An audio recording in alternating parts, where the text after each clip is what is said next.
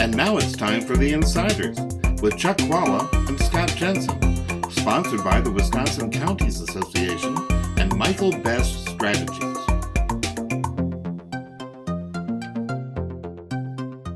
Hi, I'm Chuck Chvala, former Senate Majority Leader. And I'm Scott Jensen, former Assembly Speaker. And we're the Insiders. So, Scott, the big race, of course, was the Supreme Court race in the spring and the primary. But there was another big race over in the suburbs of Milwaukee, the 8th Senate District. And there was no primary on the progressive or Democratic side, and it is a partisan race here. But it's a special election to replace Alberta Dowling, who's been around for a long time, since 1992.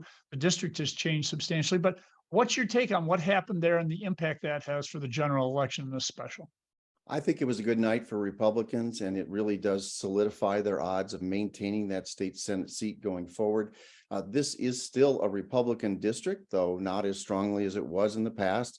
It's about a 53-54% Republican district. The two conservative candidates for justice got 52.5% of the vote in that district on primary night. And the Republican candidates running for the state legislature got 57% of the vote. So all that suggests this thing leans in the Republicans' favor. Plus, I know the Democrats are going to come after Representative Knodl for his position on abortion, for supposedly being an election denier.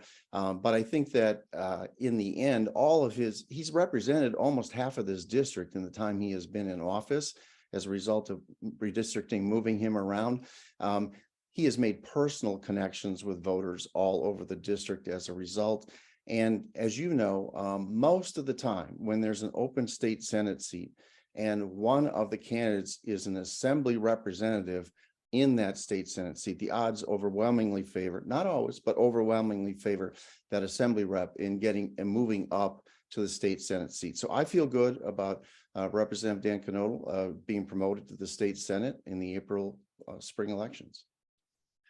I think Scott makes a lot of good points about the district. Let me say two things. Number one, and the primary thing I think for Democrats and progressives to remember is that I believe this is a two-step process for the candidate who's running. She's a great candidate. I mean, Habish and Sinekin, those are some pretty good Democratic names. And she's a wonderful person and a great campaigner. But I think she recognizes that, frankly, even though we've had a primary, even this election, this special election, which will probably be a smaller and more conservative, more Republican turnout, is really just a tune-up for the fall of 2024 election. And I expect you'll see these candidates running against each other again. I would say this: I think there is a chance. In fact, I think there's more than a chance. As Scott mentioned, it was 50-some% by the Supreme Court candidates, but I think the margin could widen for Judge Janet in the spring. And if you see that, you could see Habish Sinekin be the victor, the Democrat be the victor. And that would be a canary in the coal mine, which is an ugly situation for the Republicans moving forward to 2024.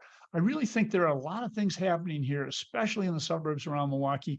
This may be the first indication that would be an eye-opener, I think, for most people if that district went to Democrats in a special election.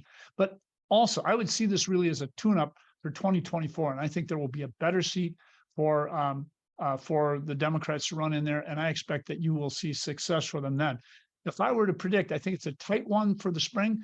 I still think, given what could happen this spring, I think that there's a good chance the Democrat could win.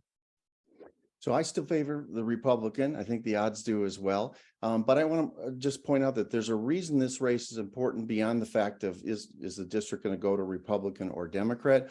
If the Republicans retain this seat, it puts them back at a supermajority in the state Senate.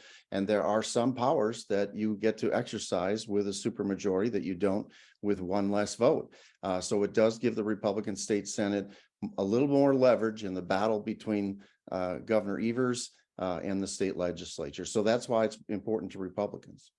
And by the way, without that supermajority in the assembly, that power is much more limited. And by the way, here's the interesting thing to watch for.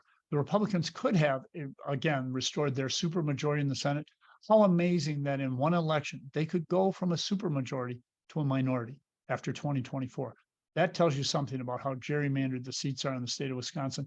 And let's see what happens. But this will be an interesting race, I think, in April. Stay tuned. Listening to The Insiders with Chuck Chvala and Scott Jensen, sponsored by the Wisconsin Counties Association and Michael Best Strategy.